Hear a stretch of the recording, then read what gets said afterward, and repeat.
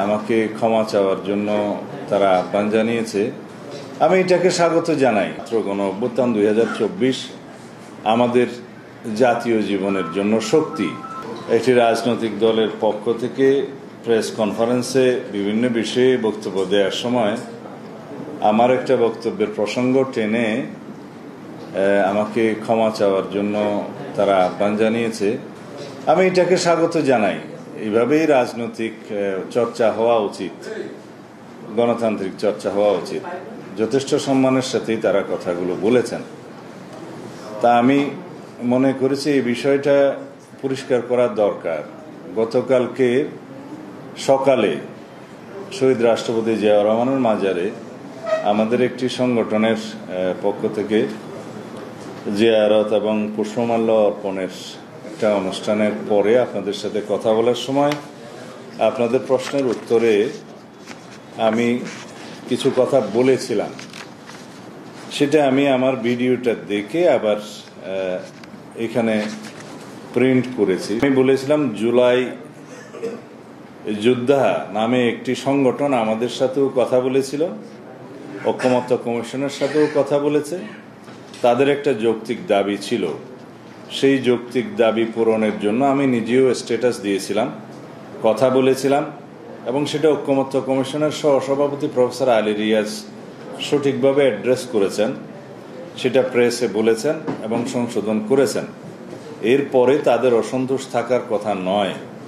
যে সমস্ত বিশৃঙ্খলা হয়েছে আমরা খোঁজ নিয়েছি, এটা তদন্তনাধীন আছে।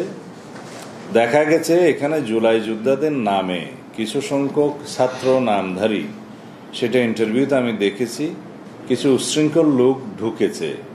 সেটা ফ্যাসিস্ট সরকারের ফ্যাসিস্ট বাহিনী বলে আমি মনে করি। এবং আওয়ামী ফ্যাসিস্ট বাহিনী যে এখনও সমস্ত জায়গায় বিভিন্ন ফাঁকফুঁক করে বিশৃঙ্খলা সৃষ্টি করার চেষ্টা করছে, সেটা গতকাল দৃশ্যমান হয়েছে। এখানে কোনো জুলাই যোদ্ধা, সঠিক কোনো জুলাই অভ্যুত্থানের সাথে জড়িত কোনো সংগঠন অথবা কোনো ব্যক্তি জড়িত থাকতে পারে না। এটা ছিল আমার সুস্পষ্ট বক্তব্য। এই কথার মধ্য দিয়ে প্রকৃতপক্ষে আমি জুলাই অভ্যুত্থানের সাথে জড়িত ব্যক্তি, সংগঠন এবং শক্তিদের সম্মানিত করার চেষ্টা করেছি, যাতে কোনো ক্রমেই কেউ যেন জুলাই যোদ্ধাদেরকে এই সমস্ত কর্মকাণ্ডের জন্য, উচ্ছৃঙ্খল কর্মকাণ্ডের জন্য অভিযুক্ত না করতে পারে এবং তাদের সম্মানহানি না হয়। কারণ জুলাই গণ অভ্যুত্থান, ছাত্র গণ অভ্যুত্থান 2024 আমাদের জাতীয় জীবনের জন্য শক্তি।